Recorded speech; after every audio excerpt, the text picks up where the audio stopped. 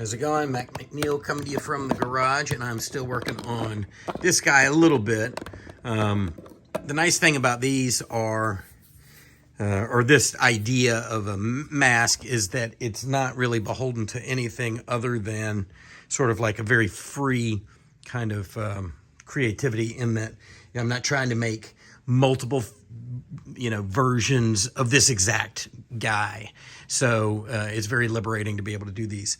And for those of you who haven't seen what's going on here, this is a zombie mask that I'm just kind of putting together. And it's actually a combination of two masks.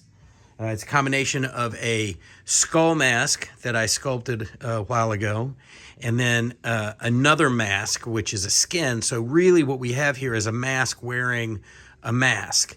So basically you take the outer blank and cut holes in it and shred it up and just kind of go for broke and let your imagination run wild. When I made this guy, my idea, what I was really going for is I want you to look at it and be able to see the skull, like know that there's a skull in there, like a complete skull. And on the other hand, I want you to be able to look at it and also see that there was a human face on top of it, right? So if you look at this side, it's going to focus on my hand. But if you look at this side, obviously there's more skin here. You can start to feel that there's a dude in there. And then if you look at this side, there's more of a skull in there. So again, hopefully this has been successful. When I look at it, I can tell my brain, see just the skull, and I can also tell my brain, see that there is a face on top of that skull. So yeah, anyway, this is where I am now. Last night I actually tried to punch a little hair into him and stuff like that, and for some reason, the more I embellished this guy with like hair or like tried to hold up an eyebrow to see if maybe it needs an eyebrow, like it just doesn't seem to want those things. If I'm wrong and maybe I'm too close to it, comment below and let me know. Go, oh, no, you definitely need to put an eyebrow on that guy or something. So anyway, one of the things, actually the main reason I'm making this video is I wanted to talk about making a Velcro enclosure on the back. One of the things that I mentioned about this guy is he's hollow, so I wanted it to be technically wearable. How you would see out of this thing would be a real challenge. I really don't want to cut any holes in him until somebody maybe at Mask Fest goes, oh, I'm going to buy them, but I definitely want to wear them. And then either I would instruct them on how to cut those holes, or maybe I'll bring a pair of scissors to Mask Fest and we can figure out some eye holes for you. And even the mouth, you could cut the backside of that mouth out. And I do wonder, like, if you were to open your mouth a little bit in there, if the mouth on this thing would move some. It won't move a lot, but it'll move some. The other thing we never talked about was this guy has acrylic teeth. Which is cool. And then I painted up this kind of gross eyeball last night, just to kind of give him a little more gross. Yeah, so this is a totally gross eyeball. So yeah, so I just glued some Velcro on this guy. Let's turn him around. And look, if you're gonna have a split running up at the back of a mask, you might as well embrace it. The other thing that I ended up doing was I ended up expanding this because the skull mask that's underneath was not a wearable mask for anybody with a larger head. I made that mask originally for my son, who at the time was 13 years old, and he had a little peanut head back then, and I didn't want to make a giant skull for him. So the skull that's under here is a smaller mask, and I cut that skull so that it kind of just runs up here. It was almost like when I sculpted it, it's a full neck, but I cut all the neck off for this purpose because I knew I wasn't going to use it, and I was only going to go with this outer blank's neck. So anyway, I split this up the center, and I patched it down the middle with, you ready for this? Paper towels and latex. And the paper towels that I use for this, I always use those blue shop towels from Costco, these things. These are fantastic because, for a couple of reasons, because when they have latex on them, you can kind of get a skin texture. And they don't say bounty all over your zombie's face. So those are really cool. So anyway, I used that to reinforce this. And I'm also going to go back because this outer blank was a little thin and poured that way on purpose, because when I poured it, I wasn't completely sure exactly what this guy was going to look like. So it's a little flimsy. Not flimsy. Let's not say flimsy. It's a little thin for my taste. I usually pour very thick blanks. And so I'm actually going back and adding, you can see it there, latexing in some of these paper towels just to kind of to solidify this neck bib.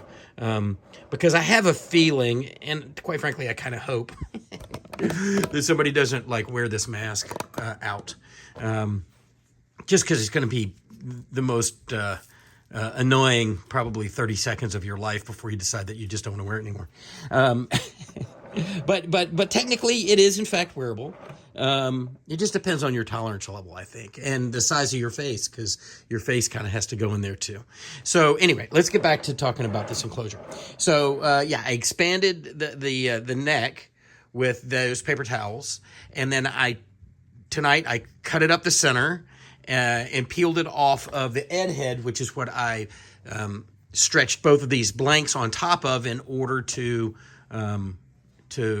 create the mask, because I wanted it to be a nice tight fit on something. And this particular wig stand, this armature, is not, it's a very skinny head. So it's got a lot of room in there, and I didn't really want to deal with that. So ed head was what I used underneath. But anyway, I peeled it off. And this one, because it's smaller, is much more user-friendly when doing something like this, which is Velcro. And so what I've done here is I've made a cut all the way down. I made the little stop hole at the top. If you don't know, when you cut a slit in something like this, what you want to do is put a little round hole at the top so that if you're putting stress on this mask, it doesn't continue to rip. And I'm also hoping, because I've got Velcro on this guy, that Velcro prevents that from happening too.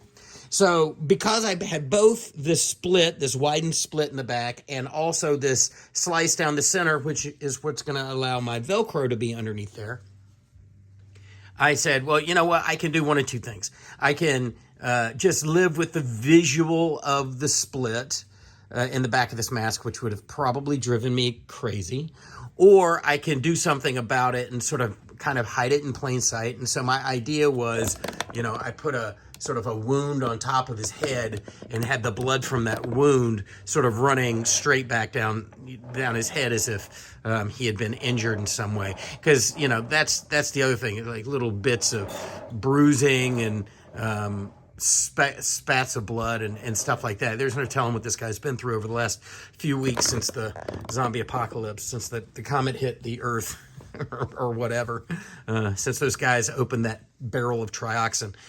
So anyway, there's a hole here. There's a split that runs down the center. Now, what I do whenever I put Velcro on something like this, and I haven't done it in a while because most of the masks that I've been making have all been displays, but when I do add Velcro to something like this, I like to use this stuff.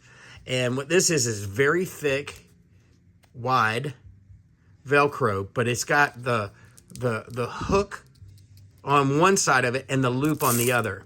So it sticks to itself depending on which side you use. And the reason I really like this is because if you put your rubber cement or latex in this, it will glue to these fibers. It'll get in these fibers. And when it does, it will make a really nice, strong bond rather than like getting some of that Velcro that has an adhesive on the back. You can glue that on there too, but I feel like that stuff's probably going to give up. I have not, knock on wood, had this stuff give up, particularly once I've really kind of latexed it in and all of that. So what I do is I'll cut two pieces of this that are the same length, right? So I'll measure the length of that split, and then I'll double it up on itself, and then I'll cut it. And then what that allows me to do is with those two pieces, let's see if I have that little piece that I just cut off. Yeah, I do. So what that allows me, this was the tail end that I chopped off. What that allows me to do is on one side of the mask, on this side, is to glue this completely hidden at the split. So the edge of this piece of Velcro runs right along that split, right? So that if this were open at the moment and you looked at it, it's drying right now, but that's okay. Take a look. So if you look at it, there's not any Velcro hanging out on that side. It runs right to the edge of the latex. Then on the inside, because of the way that this stuff is built, you've got the furry side glued to this, and then you've got the furry side glued half to this, right? So now the best part of this, again, is the fact that you're gluing the loop side to the latex, right? So you do a half and half over here and then all the way over here. And what that does is it allows you, when you close this guy up, to really line that sucker up and make it so that that split is as hidden as possible. I didn't really line it up very well that time. And again, I'm being gentle because it's still kind of wet. There we go. Not bad. And then what I'm doing now is I'm going back and I'm going to add a run of my dark blood literally right down the center of that split. And what that'll do is that'll further hide the evidence that there's a cut there. It'll just look like a runny, blood spatter or whatever. It's come out of this sort of axe wound at the top of his head there. So, yeah, there you go. I'm pretty sure I bought this on Amazon.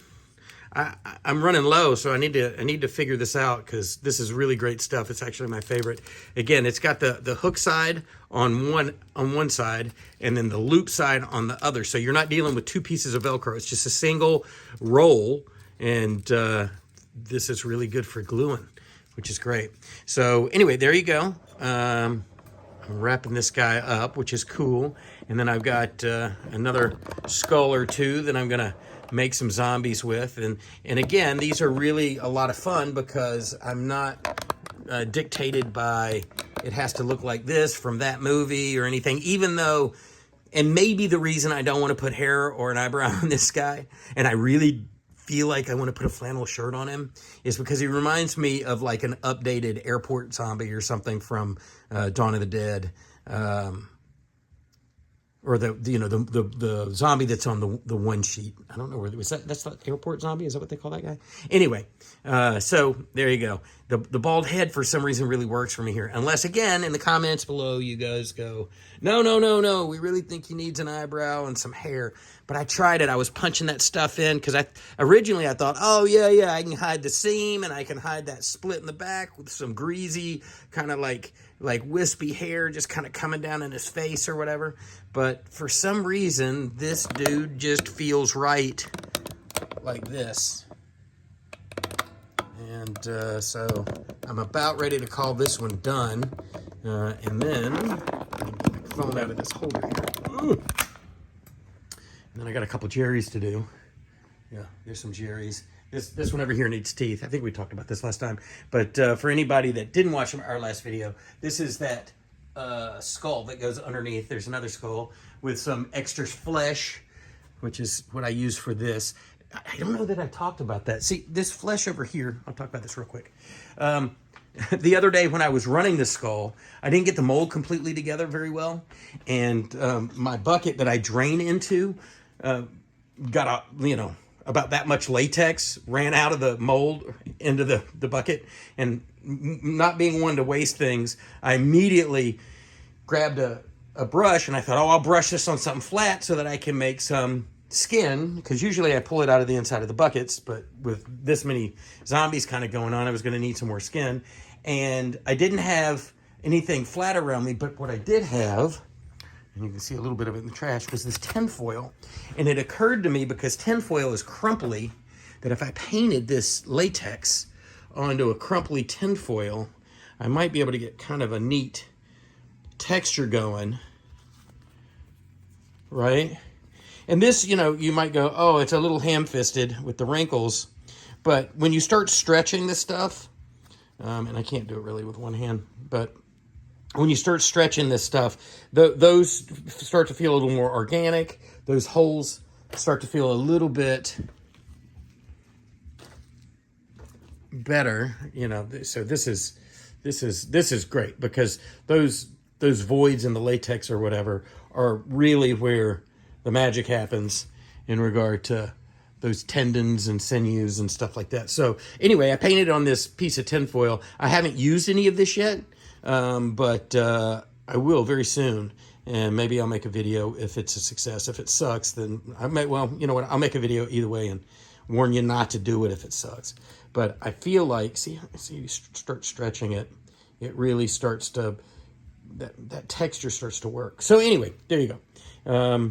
You don't always have to paint your latex onto a flat surface to make kind of gross corpsey skin. That's the skull up close, no teeth. That's how they come out of the mold.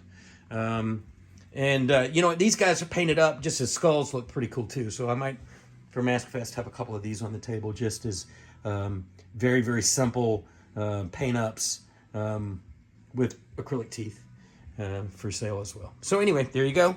Hope everybody's having a good night. What I'm going to do is I'm going to walk away from this guy, because I will continue to work on him. And the more I work on him, I think at this point would be a bad thing. So I'm gonna call this guy pretty much done. I'll let that dry in the back, and then I'll come back and, like I say, I'll reinforce a little bit of that neck area with some paper towels and latex, and he will be finished. Talk to you guys soon.